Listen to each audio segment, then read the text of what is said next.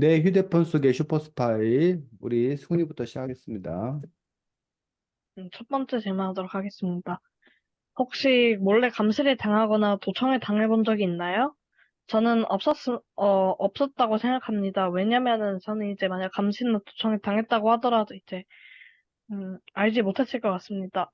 네, 전시해주세요. 저도 아직까지는 경험해보지 못한 것 같습니다. 네, 선생님 해주세요. 네, 제가 중학교 1학년 때였던 것 같은데, 담임쌤님이, 우리가 뭐 이렇게 수업 시간에 좀뭐 떠든다 뭐 이렇게 해가지고, 아마 그 녹음기 같은 거를 수업 시간에 이렇게 틀어놓고 나갔다가, 나중에 저희 수업하는 걸 들어가지고 저희들을 다른 수업 시간에 왜 이렇게 떠드냐고 막 혼낸 적이 있었어서, 그것이 일종의 도청 아닐까 생각합니다. 네, 저 두 번째 질문하도록 하겠습니다. 30쪽에 나온 학교 내에 있는 CCTV를 설치하는 것에 대해 어떻게 생각하나요? 저는 설치해야 한다고 생각합니다. 왜냐면은 이제 교실에서 큰 사고가 나면은 교무실에 있던 선생님이 CCTV를 보고 이제 큰 사고가 났구나 하고 이제 빨리 교실에 가서 상황을 음, 중지할 수 있기 때문입니다. 전시해주세요. 저도 동의합니다. 왜냐하면 만약 승훈 씨처럼 교실에 안 좋은 일이 나면은 어떻게 되는지 돌려보고 안, 또 이제 소송 싸움이라면은 증거 자료까지 될 수 있기 때문에 필요하다 생각합니다. 네, 선생님 해주세요. 네, 저는 굳이 CCTV가 필요하지 않다고 생각합니다. 왜냐하면, 뭐 학생들 사이에 큰일이 일어날 가능성이 일단 첫째 별로 없고, 두 번째 큰일이 일어난다 하더라도 거기에 학생들이 많이 있기 때문에, 증인이나 이런 것만으로도 충분히 그 사건의 실체를 밝히는데 큰 무리가 없다고 생각합니다. 반면 CCTV가 있으면, 그런 뭐 학생들의 프라이버시라던가 이런 침해가 있고 감시당한다는 그런 기분이 드는 등 여러 부작용이 더 많다고 생각합니다.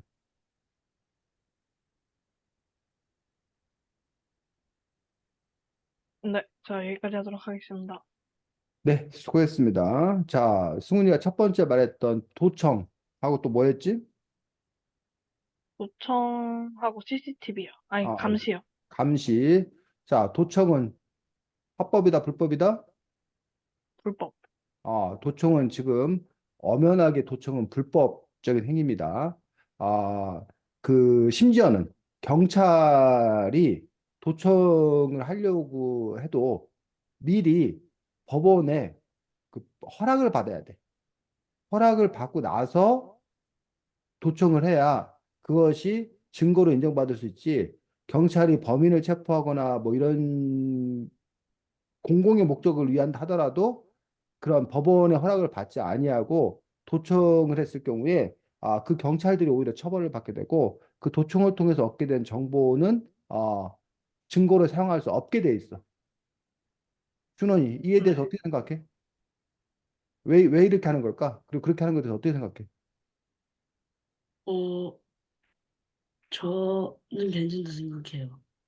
뭐가 괜찮다는 거야? 네, 도청해도? 그 범죄자도 음, 프라이버시가 있을 것 같기 때문에 음. 허락을 받고 도청해야 된다 생각해요. 허락 받고 도청해야 된다? 음. 승훈이. 음, 저는 그래도, 음, 음, 도청을 음, 아무리 그 범죄자를 잡는다고 해도 음. 하면 안 된다고 생각해요. 왜? 왜냐면 이제 범죄자도 이제 사생활이 있고 그 도청을 이제 만약에 범죄자가 했다고 하면은 음, 그거는 처벌받는다고 하잖아요. 이제 음. 불법이라서. 근데 경찰은 이제 잡는다고 그거를 또 한다고 하면은 그거는 좀 이제 좀 형평성이 안 맞지 않나 해서 안 된다고 음. 생각해요. 아마 사람들이 분명하게 뭐 그 범인을 잡기 위해서, 간첩을 잡기 위해서 도청을 한다라고 하면 뭐 범인이나 뭐 간첩을 잡기 위해서 도청을 한다. 그러면 허락해 줄 수 있는 거 아니야? 라고 동의하는 사람이 있을지 동의하는 사람도 꽤 있을 거야, 아마도. 어? 그런데 물론 이제 준원이 같은 경우는 범인이라 할지라도 뭐 사생활이 있는 거 아니냐 뭐 이런 식으로 해서 범인이라 할지라도 도청이 안 된다라는 사람도 있지만 근데 왜 그럼 그걸 엄격하게 금지하고 있냐?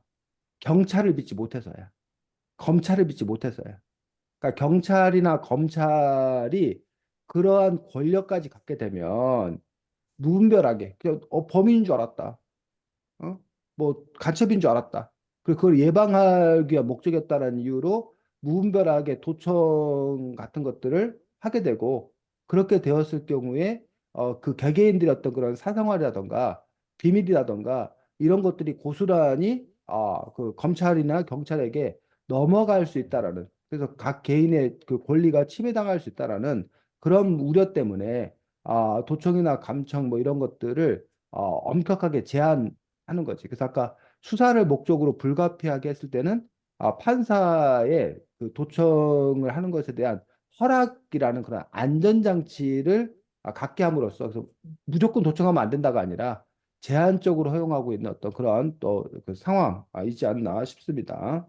자, 그러면 여기 31쪽에 보면 CCTV 설치할 때 학생의 동의가 필요하다. 또는 CCTV 설치에 대해서 반대하는 논거가 이렇게 제시되고 있어. 그래서 그 논거를 여러분들이 한번 찾아가지고 우리가 한번 정리해 볼 수 있도록 하겠습니다. 그래서 책 31쪽을 펴서 보고 여러분들이 어, 왜 CCTV 설치에 대해서 반대하는지 또는 CCTV를 교실에 설치해야 하는 거에 대해서 승훈이나 준호는 찬성했는데 그걸 설치한다고 했을 때 왜 학생들의 동의를 허락해야 되는지 동의를 받아야 되는지 그 이유는 무엇인지에 대해서 근거를 제시하고 있는 게 뭘까? 음,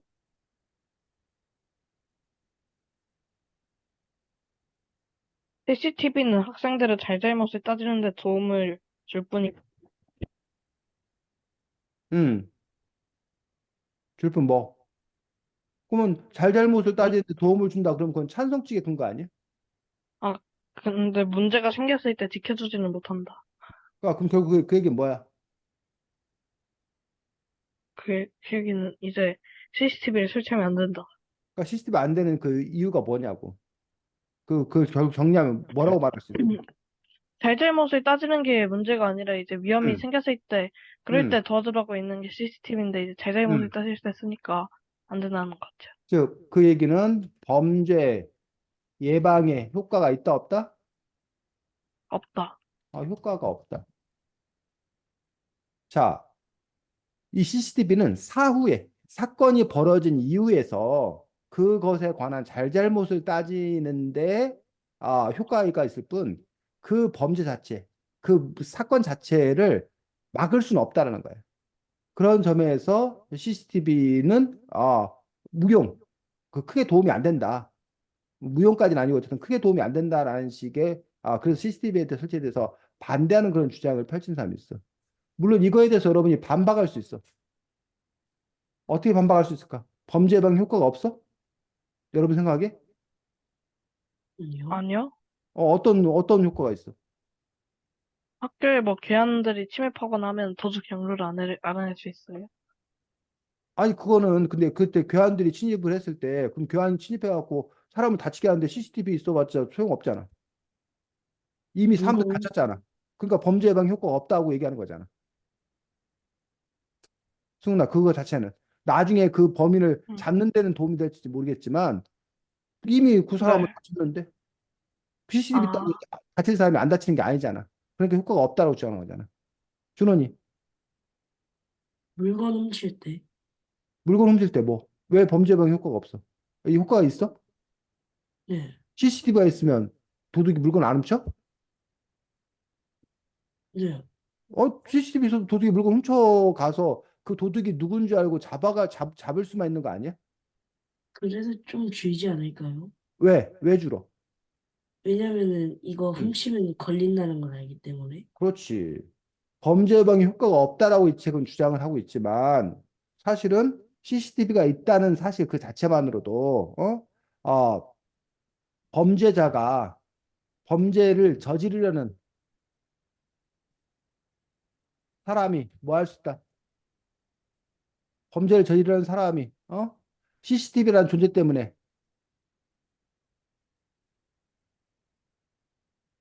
뭐야? 잡힐 것을 예상해서 뭐 할 수 있어? 범죄를 힘들지로. 범죄 저지르는 것을 포기하겠지.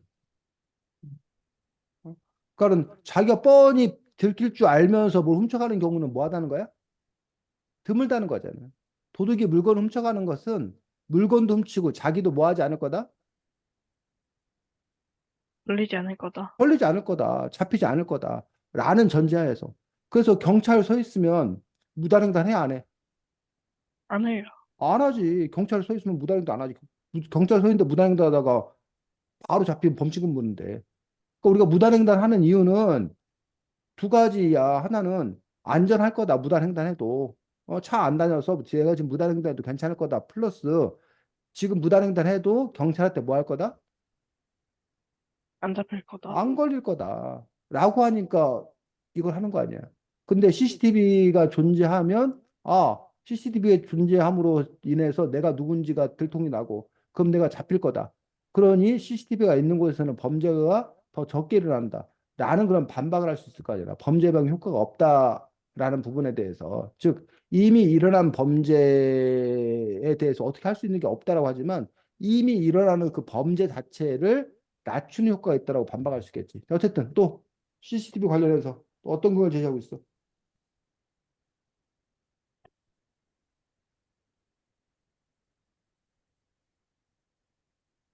음, 31쪽 읽어보면. 사생활의 자유를 침해할 수 있다? 응? 사생활의 자유를 침해할 수 있다? 사생활의 자유를 침해할 수 있다. 사생활의 자유를 침해하기 때문에 그럼 안 된다는 거야. 또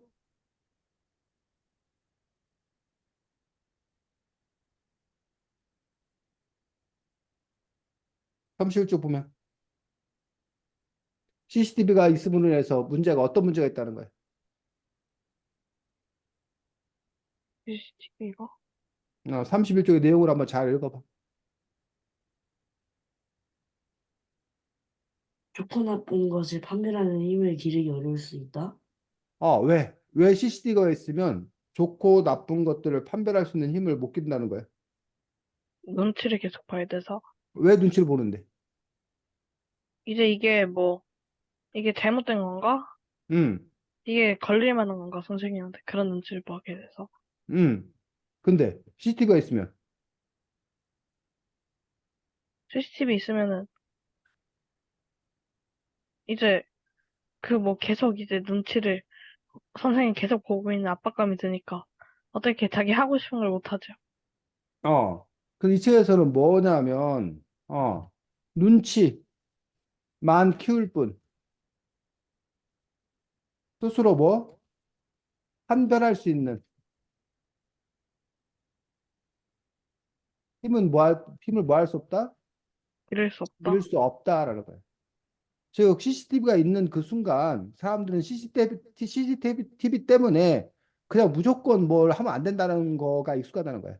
그러니까 나 스스로 하고 싶지만 안 하는 거하고 어?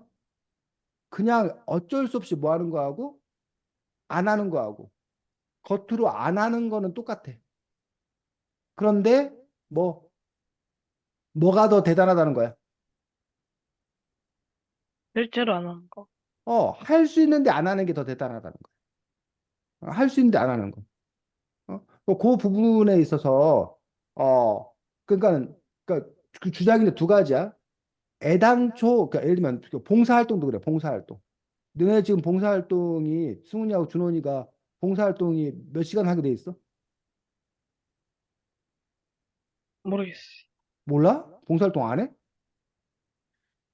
아직 한 번도 안 해봤어. 아니 한 번도 안 해봤어. 준원이는. 공설, 그 중학생들 저처럼, 봉사활동 1년에 몇 시간씩 하게 돼 있는 거 아니야? 학교에서 안내 안 해줘? 해야 된다고? 안 해줬는데 까먹었어요. 아, 그래요. 그래서 봉사활동을 그 학교에서 의무로 하게 돼 있다는 얘기예요. 근데 의무로 하게 돼 있는 거에 대해서 반대하는 사람들이 있어. 그 이유가 뭘까? 하기 싫을 수도 있는데 왜 응. 강제로 시키냐? 근데 그게 왜 문제냐고. 봉사활동의 참된 의미는 자기가 뭐로 할 때? 자기가 원해서? 자발적으로. 자기가 원해서 할 때 그게 진정으로 봉사활동이라는 거야. 근데 이건 봉사활동을 의무로 이렇게 시켜버리면 그런 그 자기가 참된 의무. 그러니까 하기 싫은데도 안 할 수 있는데도 하는 게 그게 더 값지다는 거지. 어? 준원이가 승훈이한테 그냥 승훈이 생일에 그냥 뭐야 뭐 할 수 그냥 그 생각할 수도 있어 무시할 수도 있어. 그런데 준원이가 일부러 승훈이한테 생일 축하해 하고 막 생일 축하 선물을 줬어. 요거하고 승훈이가 준원이한테 야 너 내 생일날 생일 축하 안 해주면 너 죽는다. 그래가지고 준원이가 생일 축하해 하고 선물을 하는 거하고 두 가지가 선물을 받고 축하를 받는다는 건 똑같지만 어느 게 더 감동이라는 거야, 승훈아? 직접 자발적으로 해준 거. 자발적으로 해주는 게 더 감동이라는 거야. 그런 점에서 그 자발성, 즉 스스로 판별할 수 있는 힘, 이걸 키워야 되는데 CCTV가 달려 있으면 이거에 의해서 하는 게 아니라 그냥 어쩔 수 없이 하는 것밖에 되지 않냐. 라는 식으로 근거를 내세우는 사람들도 있다는 얘기야. 또 31쪽에 어떤 근거를 내세우고 있어?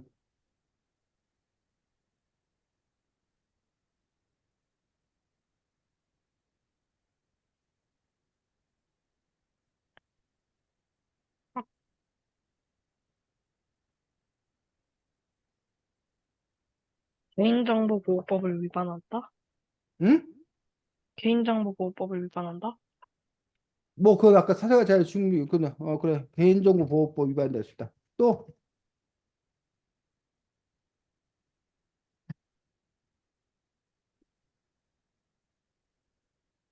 또. 자, 이 얘기 왜 나온 거야? 교무실에 CCTV를 설치한다면 학교 측은 우선 어떻게 한다는 거야? 동의를 받아야 돼요. 누구 동의를? 학부모들의, 학생들. 여기 지금 학부모도 동의 받는다고 돼 있어? 교무실에 설치하는데? 아, 그래요? 교무실에 선생님들? 선생님들? 선생님들의 동의를 받는다는 거야. 그러니, 교실에 CCTV를 설치할 때는 뭐 한다는 거야? 학생들. 학생들의 동의도 받는다는 거야. 즉, 뭐, 어른들, 그 선생님이지. 어른들의 동의를 뭐 하는 것처럼? 받는 것처럼 누구의 동의도 받아야 된다? 어? 선생님. 학생들이요. 학생들의 동의도 받아야 된다는 거야. 즉, 학교 교실에 CCTV를 설치할 때 그걸 누가 결정할 일이 아니라는 거야. 선생님. 선생님이나 학부모가 결정할 일이 아니라는 거야. 그 CCTV에 노출되는 누구? 학생들의 동의를 받아야 된다는 거야. 왜 또 어른들은 자신들이 CCTV 찍히는 거는 자기들이 동의하는 경우에만 하면서 왜 학생들의 그런 권리는 인정하지 않냐는 얘기야.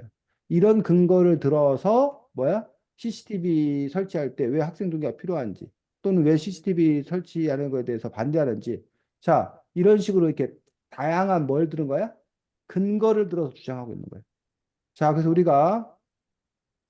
우리 논술 쓰기는 아직 안 했었지 한 번도. 독서 감상문 쓰기만 했었나 준호하고 승리하고 우리 글쓰기 몇 번 한 거야?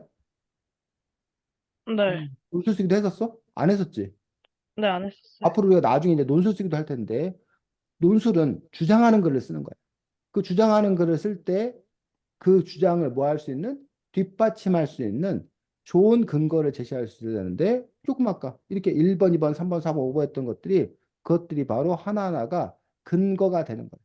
그래서 여러분 이런 책들을 읽으면서 그 분야에 찬성 측의 근거는 뭐가 있고 반대 측의 근거는 뭐가 있고 그러한 근거를 여러분들이 잘 살피는 것도 필요하고 또 그 외에 여러분들은 또 어떤 근거를 추가적으로 내세울지 생각해 보는 것들도 필요하다라고 생각합니다.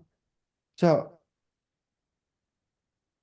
그 얘기 했었고, 승훈이가 넌 두 번째 뭐 얘기했었지? 아까? 첫 번째 도청당한 지 일이 있는 건가의 경험 얘기했고 두 번째가 두, 뭐 얘기했었지? 두 번째요? 음. 아니 아까 학교 내에 있는 CCTV에 대해 어떻게 생각하는지. 학교 내 CCTV 어떻게 설치하는지 생각하는지에 대해서 이야기했기 때문에 그 얘기까지 했습니다. 아, 준호이가 진행했나? 조금 아까? 승훈이가 진행했나? 음, 네. 진행하겠습니다. 이어서. 예, 질문 시작하겠습니다. 첫 번째 음, 질문은 41쪽에 보면은 어 부모님들이 나갈 때 전화라고 했지만 아이들은 핑계를 대는데 여러분들도 41쪽과 같은 경험을 해본 적 있나요?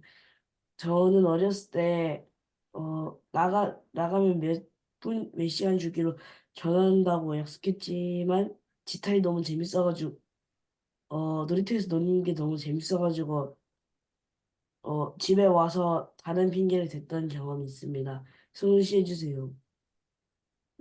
저는 이제 엄마가 들어오라고, 나갈 때 이제, 저는 너무 소극적이어서 친구랑 놀지 않기 때문에 자주 나가지 않아가지고 그런 경험이 잘 없습니다.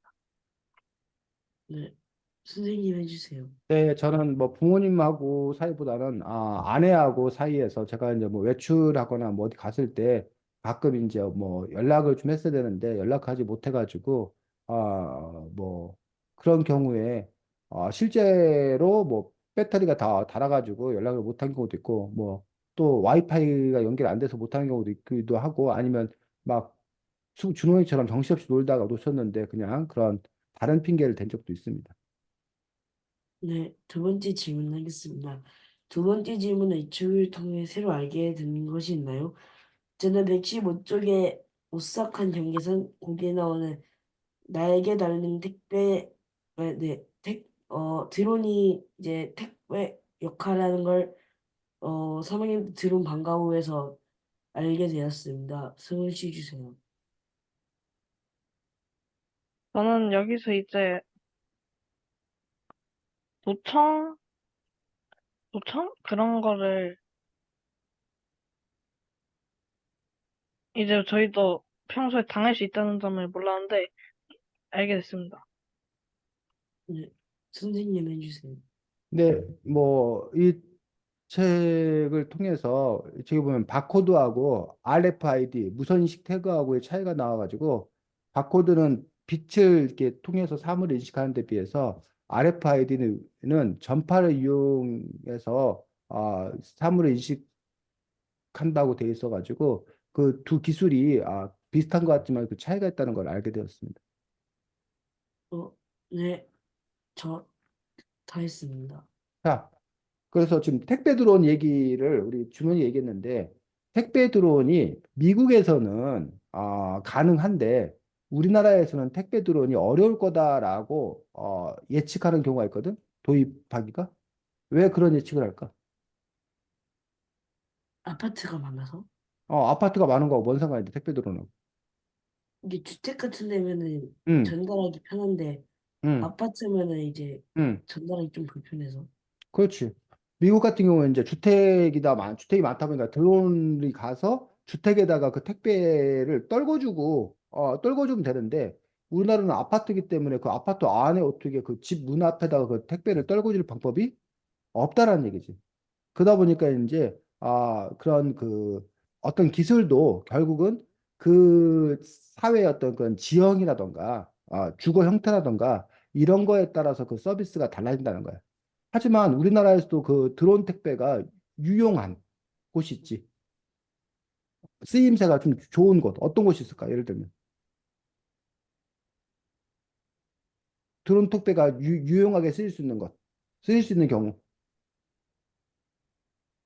주택이 있는 아? 곳? 뭐라고? 주택만 있는지요? 어, 주로 농촌 지역. 왜? 아파트보다는 주택이 좀 더 많아서. 농촌은 아파트보다 주택이 많고 농촌 같은 경우는 이게 좀 이렇게 흩어져 있는 경우가 많잖아.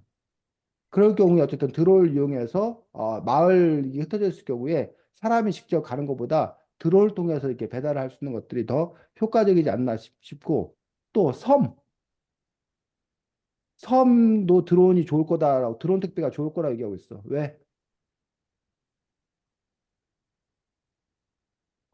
이제 따로 뭐 물품을 전달할 수 있는 교통수가 없어서. 그섬 같은 경우는 육지에서 섬까지 배로 이렇게 가야 되잖아. 근데 배로 가는 것보다 뭐로 가는 게? 드론? 드론으로 가는 게 더 좀 신속하지 않겠냐, 더 비용 면에서도 절감되지 않겠냐, 라고 해서 어쨌든 그러한 드론 기술을 택배에 이렇게 이용하고 있는 것들을 볼 수가 있습니다. 그런 노력들을 하고 있는데, 근데 이 책에 왜 갑자기 그런 택배, 드론 택배 얘기가 왜 나오는 거야?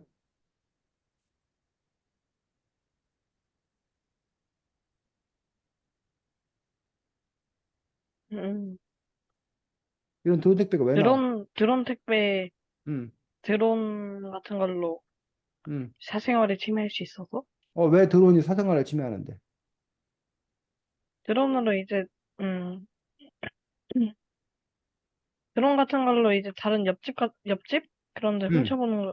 훔쳐볼 수 있으니까. 그렇지. 그러니까 드론 자체가 문제가 아니라 드론에 이제 카메라를 장착해가지고 드론이 막 이렇게 날아다닌다는 얘기야. 그러면서 드론에 의해서 촬영이 되는데 그 촬영되는 것들이 무차별하게 무작위적으로 막 촬영이 돼버리면, 그러면 사람들의 어떤 그런 사생활이 그대로 노출될 수 있는, 그래서 실제로 그런 문제가 있었어. 드론에다가 카메라를 장착한 다음에 그 드론이 아파트 창문을 통해서, 거실 창문을 통해서 그 안을 다 들여다보는 어 그러한 부분에서 개인의 어떤 그런 사적 공간이 노출되는 어떤 그런 위험성들, 그런 부분에 대한 경계를 얘기하고 있는 걸 볼 수 있습니다. 자, 드론 말고 또 이 드론 비슷하게 우리 사생활을 침해하고 있는 것들 뭐가 있을까? 옛날엔 없었는데 사생활을 침해하고 있는 것들. CCTV? CCTV. 그렇지. 우리나라는 CCTV가 많은 나라야, 적은 나라야? 많은 날. 많은. 많은 나라야. 그래서 알게 모르게 승훈이나 준원이가 하루 생활하는데 아마 수십 번 CCTV에 찍힐 거야. 뭐 준원이나 승훈이가 아파트에 살면 일단 아파트 나가자마자 엘리베이터 안에 그 CCTV 설치돼 있을 거 아니야. 또 나가면 현관 입구에 또 CCTV 설치돼 있고, 길거리에 CCTV 설치돼 있고, 그다음에 뭐 학교에도 CCTV 설치돼 있고, 그런 식으로 CCTV에 걸리는 일들이 상당히 많이 있다라는 거지. 그런 점에서 이제 준원이나 승훈이 어떤 그런 사생활이 그 부분에서 이제 노출되는 어떤 그런 위험성들을 갖고 있는 거지. 또 그거 말고 또 뭐가 있을까? CCTV 비슷한 거. 여러분 차량에, 여러분 부모님 차에 뭐가 설치돼 블랙박스? 있어? 어, 블랙박스가 설치되어 있는데 그게 사생활 침해하고 무슨 관련이 있어?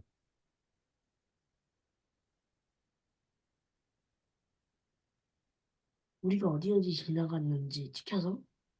어, 지금 여러분들이 학교 가는 길이나 그 차량들이 이렇게 있으면 그 차량들에 블랙박스가 돼 있으면 여러분들이 다 그 블랙박스에 뭐 하는 거야? 찍, 찍히는 거잖아, 사실은. 응? 그런 점에서 여러분들이 길거리에서 행하는 어떤 그런 행위들이 다 블랙박스에 그대로 노출된다는 얘기지. 그 점에 있어서 블랙박스가 개인의 어떤 그런 사생활을 침해한다라고 또 주장하는 그런 사람들도 있다는 거지. 자, 그나마 각 CCTV나 블랙박스가 그나마 허용되는 이유는 뭐야? 그래야지 사생활을 사고를 음, 침해, 좀, 준호니. 그래야 사고를 좀 줄일 수 있어서. 왜? 어떤 사고를 줄일 수 있는데? 교통사고? 블랙박스에 있으면 교통사고가 줄어들어? 증거가 이제 필요하니까. 어, 그 교통사고가 났을 경우에 아까 CCTV를 가리기 위해서 그 증거를 목적으로 이제 그 블랙박스를 설치하는 경우가 상당히 많이 있는 거지. 그래서 그 판별을 잘할 수 있는 어떤 그런 부분들. 자, 그런데 블랙박스가 그나마 그 CCTV가 그나마 허용되는 이유는 블랙박스에 있는 그 정보가 통합돼 아니면 통합되지 않아. 통합되지. 어? 통합되지 않아서? 통합되지 않아. 그냥 그 차에 저장돼 있는 거야. 근데 만약에 블랙박스에 있는 정보가 다 통합된다고 생각해봐. 그러면 준원이의 일거수일투족을 아마 우리가 다 추적할 수 있을 거예요. 차에 있는 블랙박스에 찍힌 걸 보면 준원이가 어디 어떻게 다니는지를 다 알 수 있을 거예요. 또 각 그 뭐 편의점에도 CCTV가 있고 어디에 CCTV가 있는데 그런 CCTV가 만약에 다 뭐든 다 종합된다고 보면 준원이의 생활이 다 노출될 거예요. 무슨 얘기인지 알겠어? 음, 그런데 지금 어쨌든 편의점에 있는 CCTV는 어디에만 그게 저장되는 거예요? 이 차? 편의점에 있는 그 거에서만 저장이 되는 거예요. 그 CCTV를 보려면 어디 가야 돼? 편의점에 가서야만이 볼 수가 있어. 뭐 A라는 차에 저장되어 있는 블랙박스는 A라는 차에 가서 볼 수 있어. 그래서 가끔 이제 여러분들 뭐 목격자를 찾는다던가 아니면 무슨 사건이 있으면 형사들이 그 주변에 있는 차량들을 찾아다니면서 그 차 주인들한테 그 협조 요청을 해. 블랙박스 몇 월 며칠부터 몇 월 며칠까지 그 블랙박스를 좀 보여달라고. 그래서 그 블랙박스 찍혀 있는 걸 이제 뭐 해서 분석을 해서 사건의 어떤 그런 실마리를 찾아가는 것들을 볼 수가 있지. 그래서 그 부분에 있어서 어쨌든 이렇게 분산시켜 놓고 뭐 하지 않는다? 통합하지 않는다. 그 통합하면 사실 어떻게 보면 더 편할 수도 있죠. 그런 범인을 잡는 거라든가 이런 데 있어서 보면은. 근데 그렇게 되었을 경우에는 이른바 빅브라더. 빅브라더가 뭐야? 오빠? 어? 오빠? 빅브라더라고 들어봤어? 음, 빅브라더라는 말 들어봤어? 못 들어봤어? 못 들어봤어. 못 들어봤어? 준원이는? 못 들어봤어요. 빅브라더라는 말은 그 뭐야? 세상에 있는 어떤 그러한 그 것들을 그 정부나 이런 권력자가 모든 정보를 다 알고 그런 감시하고 그런 정보를 이용해 가지고 자기들이 마음대로 그 권력을 휘두르는 거. 이럴 때 이제 우리가 그것들을 보고 이제 빅브라더라고 얘기해서 이런 그 정보가 모이면 그런 빅브라더가 출연될 거라는 것에 대한 두려움을 갖고 있는 거예요. 지금도 그럴 조짐이 보이는 거지. 어, 승훈이나 준훈이가 그 인터넷 그런 뭘 하게 되면 그 인터넷의 어떤 그런 정보가 다 예를 들면 뭐 페이스북이라던가 구글이라던가 이런 거에 다 쌓여. 그러면 구글이 오히려 승훈이나 준훈이에 대해서 더 잘 알고 있는 거야. 그 모든 걸 다 알고 있는 거야. 근데 그럼 그 구글 기업이 그 정보를 만약에 뭐 해서 악용해 가지고 뭔가를 꾸밀 수 있다는 거야. 그런 점에서 이제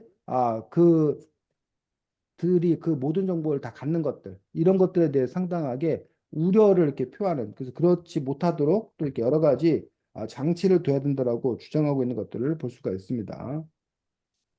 자, 책 몇 쪽을 볼 거냐면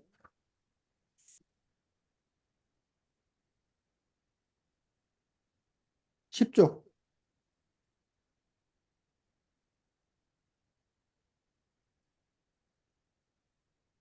10쪽에 보면 여러분들 처음 보는 용어가 하나 나오지 않아?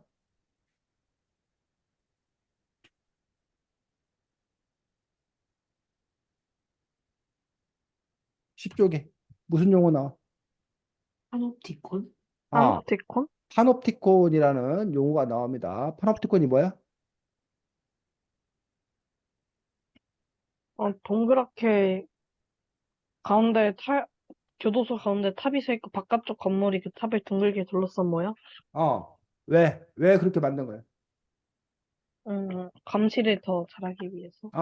가장 효과적인 감시 방법 해갖고 파놉티콘이라는 거를 누가 발명했다는 거야? 누가 제안했대? 제러미 벤남? 제러미 벤담이라고 해서 18세기 철학자입니다. 제러미 벤담이라고 해서 뭐 최대 다수의 최대 행복 뭐 이런 거 얘기하고 이런 공리주의 뭐 이런 거 얘기했던 그 사람이 이제 이렇게 이게 파놉티콘이야. 파놉티콘 보여? 네. 네. 요런 식으로 파놉티콘. 이렇게 했을 때 가장 효과적으로 이러한 재수자들을 감시할 수 있다라고 얘기하는데 요 파놉티콘 얘기가 왜 나왔을까? 이 책에.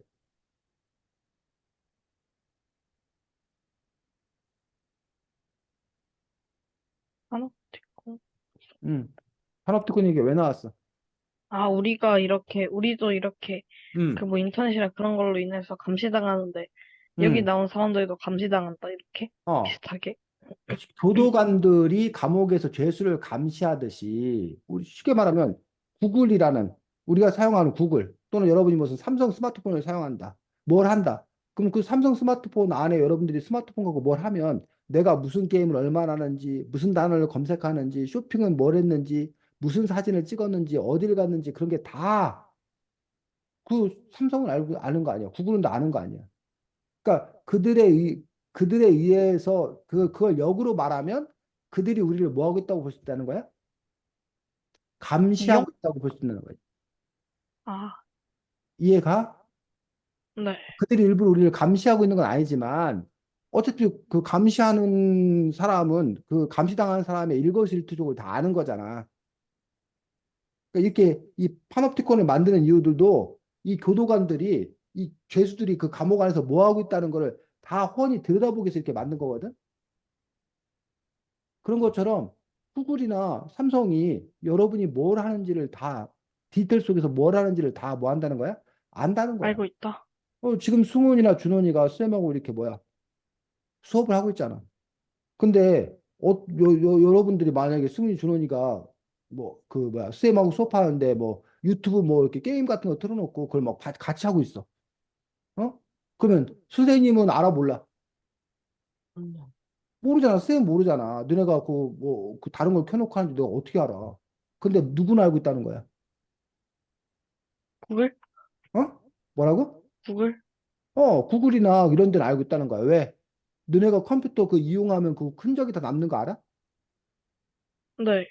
사용 기록이 다 남는단 말이야. 너희들이 사용 기록을 지운다 하더라도 너희들한테서 지우는 거지 그 데이터 자체는 사실은 뭐해? 다 남아 있는 거야. 남아있어요. 그렇기 때문에 그들이 너네들이 뭔 짓을 하고 있는지를 다 안다는 거야. 그러니까 그것들이 이른바 디지털 파놉티콘이라고 얘기하는 거지.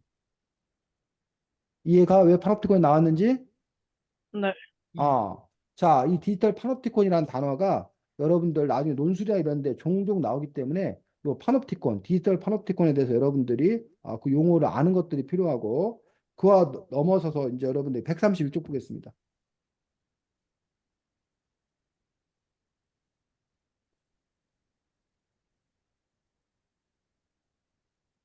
자, 파놉티콘이라는 말을 바탕으로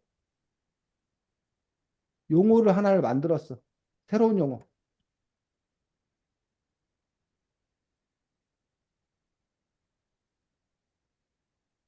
뭐,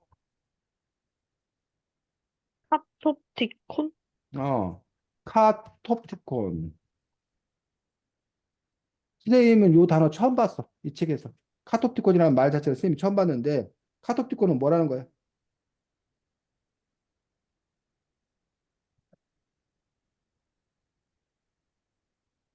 반사광학에서 따온 말로 풀이하자면 서로가 서로 감시하는 거. 이거는 서로가 서로를 감시하는 거. 아까 카톱티콘은 누가? 교도관이. 누구를 감시하는 거? 죄수를 감시하는 거. 그런 점에서 지금 서로 이제 뭐 한 거야? 다른 거지. 이건 교도관이 죄수를 감시하는 건 파놉티콘이에요. 근데 카토티콘은 그러니까 교도관이 죄수를 감시하는 건 죄수를 뭐야? 일방적으로 감시하는 거야. 그러니까 죄수는 교도관을 감시할 수가 없는 거야. 교도관만이 죄수를 감시하는 거야. 근데 카토티콘은 그게 아니라 서로가 서로를 뭐 한다? 감시하는 현상. 이걸 보고 카토티콘이라는 거야. 왜 어떻게 해서 카토티콘이 가능한 거야?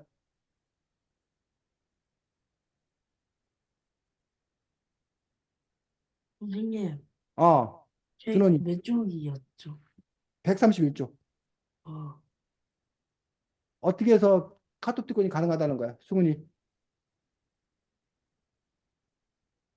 음,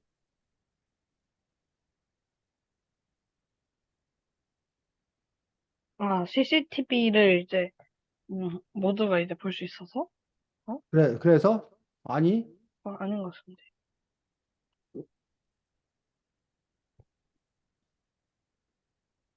132쪽에 나오잖아. 잘 읽어보고 얘기.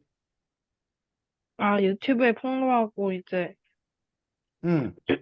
누구를 경찰을 불법 폭력을 행사하는 경찰의 차량이 신고 자료로 삼으면 시민 활동가들은 평화적 시위를 했다는 사실을 증명하기 위해서 자신들의 시위 현장에 촬영해 두기도 한다.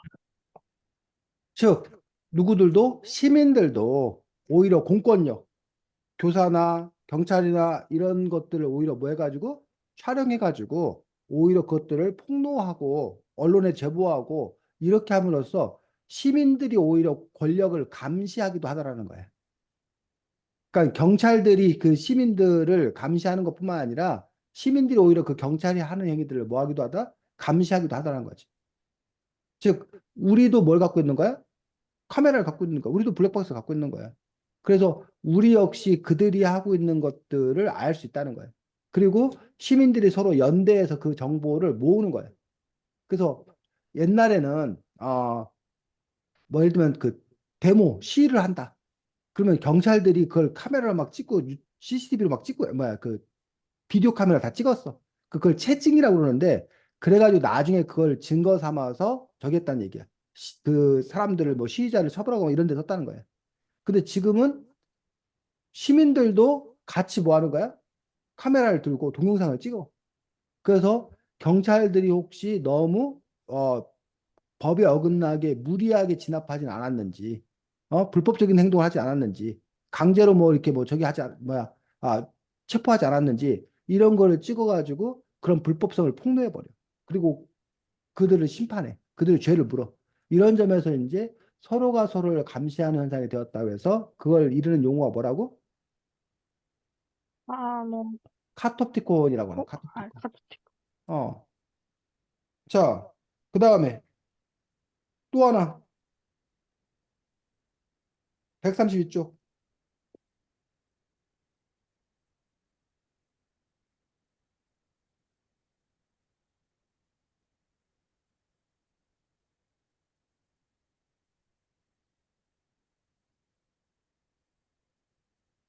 130쪽에는 무슨 단어가 무슨 단어 나눠? 응? 이퀴베일런스? 그건 나중에 나오는 거고. 수베일런스? 어. 원래는 처음에는 뭐였다는 거야? 아래로부터의 감시? 처음에는 서베일런스였다는 거야. 서베일런스. 아, 그럼 서베일런스만 있었는데 그런데 이제 뭐라고? 수베일런스. 수베일런스가 생겼다. 일런스가 강했대. 서베일런스는 뭐? 서베일런스는 위로부터의 감시. 위로부터 감시. 아까 공권력, 경찰이, 권력이 시민들을 감시하는 거예요. 수베일런스는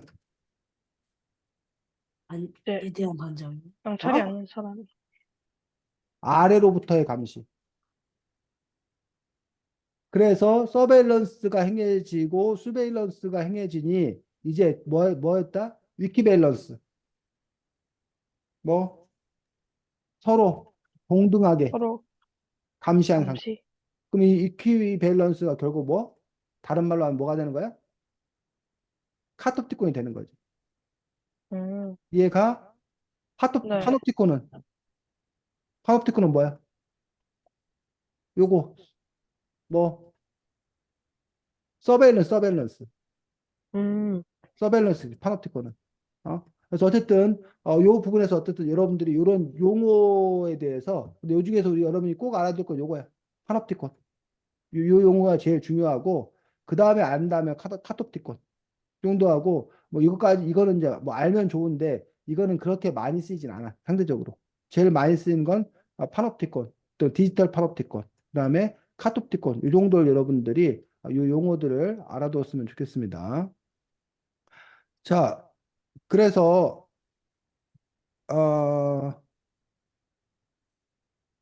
그다음에 72쪽 보겠습니다.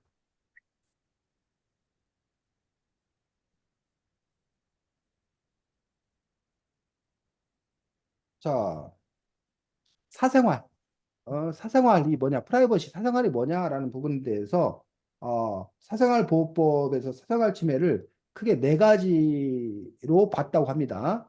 첫 번째가 뭐? 개인적인 공간이나 사적인 일을 침범한 일? 개인적인 공간 또는 사적인 일을 침범하는 일, 이러면 이것들이 사생활 침해라는 거예요. 그래서 여러분이 개인적인 공간 어디야? 집? 개인적인 공간이 어디가 개인적인 공간일까? 집? 여러분 집 같은 게 개인적인 공간. 그래서 경찰이 여러분 집에 함부로 올 수 있어 없어? 없어요. 뭐 없어. 경찰이 여러분 집에 오려면 이른바 뭐 체포영 아니 그 뭐야 수색영장을 발부받아야지만이 여러분 집에 들어와서 뭘 조사할 수 있어. 수색영장 없이 함부로 여러분 집에 들어올 수가 없다는 거야. 또 준원이가 승훈이네 집에 승훈이가 오지 마 그랬는데 준원이가 승훈이네 집에 야 나 좀 갈게 하고 들어가면 어떻게 돼? 불법 침입? 주거 주거 침입죄, 침입? 주거 침입죄. 그 사생활의 공간을 뭐 하는 거기 때문에 침해하는 어떤 그런 부분이기 때문에. 그다음에 그 사적인 일, 그 사적인 일이야. 우리가 공적인 일이 있고 사적인 일인데 그 사적인 일을 침범하는 거. 이게 다 사생활 침해라는 거예요. 두 번째,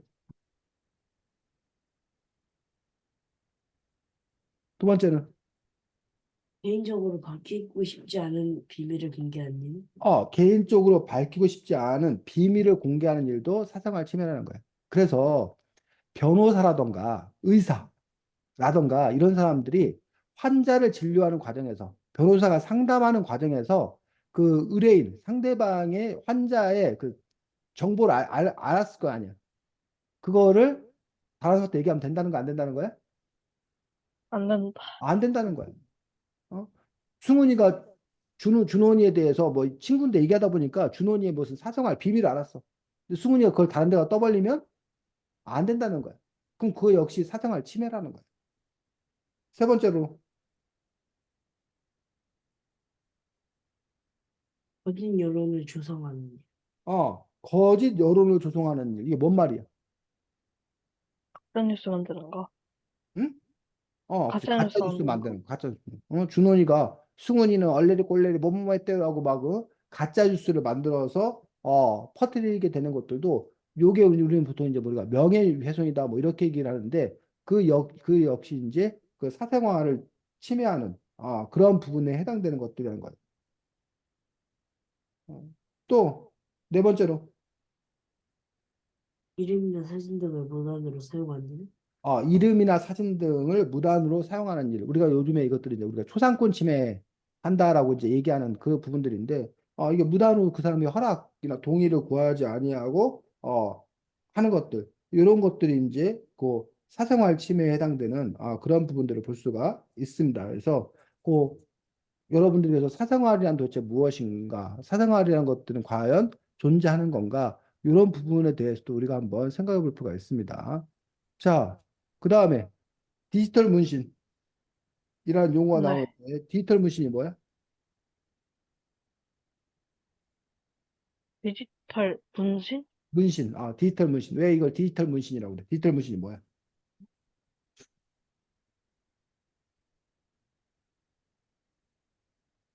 게시물을 올리면은 전 음, 세계 수많은 사람들에게 노출돼서 노출돼서. 근데 왜 문신이라는 이름이 붙었어? 문신이 뭐야? 안 지워지는 거? 뭐라고? 안 지워지는 거? 그렇지. 문신은 한 번 이렇게 문신을 하면 이렇게 쉽게 지워지지 않아. 근데 왜 디지털 문신이라고 그러는 거야? 절대 없어지지 않아서? 여러분이 어떤 뭐 게시물을 올렸단 말이에요. 그럼 내가 그냥 삭제를 하면 그 삭제가 되는 경우도 있어. 근데 두 가지 면에서 남아있는 경우가 있다는 거지. 하나는 내가 그 게시판에 삭제했지만 그 데이터가 그 서버, 그 구글이나 이런 그것의 서버에는 카톡 그 서버에는 그대로 남아있을 가능성이 있다는 거야, 첫 번째로. 두 번째로는 내가 그걸 올렸는데 이미 그걸 누군가가 뭐 하는 경우가 있어? 공유. 그쵸? 공유하고 캡처하고 이렇게 됐을 경우는 내가 있는 건 지웠지만 다른 데 퍼져나간 것들은 뭐 할 수 없다는 거야. 지울 쓸 수 수가 없어. 없다는 거예요. 그런 점에 있어서 요 디지털 문신, 그러니까 디지털 같은 경우에 이 그 기록들이 이른바 박제되어서 그것들을 없애기가 힘들더라라는 얘기. 그래서 승훈이나 준원이가 뭐 이게 좀 이렇게 어려운 얘기인데 이렇게 인터넷 활동, SNS 활동 이런 것들을 나중에 하게 될 때, 뭐 지금도 하고 있는지 모르겠지만 할 때, 요 것들이 누가 봐도 괜찮은가? 또는 나중에 봐도 뭐 할 건가? 문제가 없을 건가? 이런 부분들에 대해서 어느 정도는 자기들 스스로가 조금, 이게 이런 필터링, 이런 부분이 필요하다는 거예요. 그렇지 않고 그냥 그때의 그 감정이나 그때의 상황에 휩쓸려 갖고 막 했을 때 그것 때문에 나중에 곤혹스러운 일을 겪을 수도 있다는 거예요. 그 실제로 지금 뭐 그 뭐야 연예인들 아이돌 유명해졌는데 과거에 어떤 그런 그 자기들이 막 그 SNS 올린 일 때문에 큰 곤욕을 치고 있고 이번 얼마 전에 지금 총선 국회의원 선거를 했었는데 국회의원 선거 후보에 나왔던 사람들 중에 몇몇 사람들이 과거에 자기가 페이스북에 썼던 이야기 유튜브에 나가서 했던 얘기 때문에 결국은 뭐야 그 사람들이 공천이 취소되고 국회의원 나갔던 걸 포기해야 되고 그런 일들이 있다는 거죠. 그러니까 그런 것들을 보면 바로 그 디지털 문신에 의해서 그 부분들이 문제가 되기 때문에 자기 스스로가 이제 그 부분들을 잘 조심해야 되는 것들을 볼 수가 있습니다. 자, 이 책에서는 여러 가지 토론 주제가 제시되어 있어. 19쪽. 어떤 토론 주제가 제시되어 있어?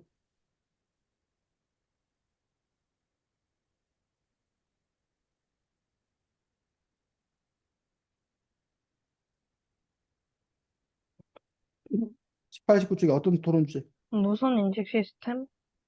18, 19쪽에 뭐? 전자식, 어, 전자학생 기능. 전자학생증을 도입해야 하나? 너네 혹시 그 학원 같은 데 가면 그거 있는 거 그런 데 돼 있는 학원 있는 거 알아? 너네 학원 가면은 뭐예요? 부모님 핸드폰으로 뭐 준원 학생 출석했습니다. 뭐, 뭐 이런 거가 자동으로 이렇게 통보가 하는 거 혹시 알아? 아니면 준 네. 이제 그 학원을 빠져나가면 학원에서 나갔습니다. 뭐 이런 것들. 그게 일종의 뭐야? 전자학생증인 거나 마찬가지지. 그래서 출석 결석을 저절로 체크하고 어디에 있는지를 잘 아는 쉽게 그 부모들에게 알려주는 것들. 어. 이런 것들 전자학생증 도입에 대해서 승훈이는 찬성이야 반대야? 저는 반대. 반대? 왜냐면은, 음, 왜냐면은 이제 가끔씩 이제 또 학교를 안 가면서 그런 걸 할 때 음, 무조건 엄마한테 메시지 가면은 이제 너무 감시가 된다는 압박을 받아서 안 좋을 것 같아요. 준호이는 저는 이게 막 GPS처럼 내 위치하는 게 아니라 그냥 들어갔으면 등원했고 하원했으면 하원했다 그런 것만 뜨는 건 괜찮다 생각해. 근데 뭐 어떤 건 안 되는데. 위치 추적 같은 거. 음. 그래서 이제 전자학생증이 있음으로 인해서 그 학생증 하나를 가지고서 자기가 도서관에서 책 빌리는 거, 뭐 매점에서 뭐 하는 거, 이런 일거수일투족이 다 그 전자학생증에 기록되었을 때, 그것들이 이제 어떤 사람들은 그 감시당하는 거 아니냐라는 어떤 그런 부분들에 대해서 문제를 삼기도 하고, 그 데이터가 다 모였을 경우에 그 데이터가 털리거나 그 데이터를 이른바 악용하는 그런 사람이 생길 것에 대해서 우려해가지고 이러한 것들에 대해서 거부하는 또 그러한 사람들도 있는 것도 볼 수 있습니다. 반면에 편하지 않느냐. 그리고 그 사람의 어떤 그런 안전이 더 확보되지 않느냐. 라는 점, 그리고 이제 그 통계 같은 걸 통해서 더 효과적으로 대처할 수 있지 않느냐. 라는 점에서 이제 전자학생증에 대해서 또 찬성하는 그러한 주장을 펼치는 사람들도 있습니다. 자, 그 다음에 아까 CCTV는 얘기했고 24, 26쪽에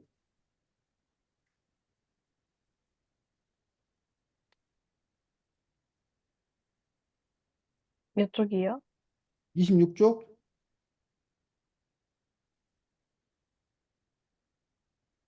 자, 26쪽에는 뭐가 나와?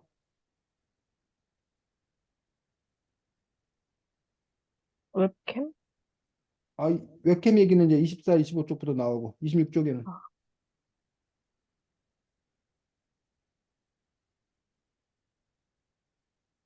아, 교과서나 공책 연필 같은 거는 이제 아, 우선 이제 그 뭐 전자칠판 노트북 그런 걸로 대체하는 거.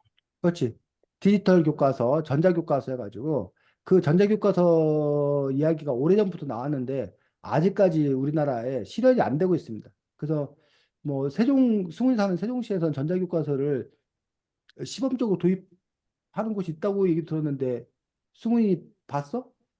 네? 디지털 교과서? 전자칠판이요?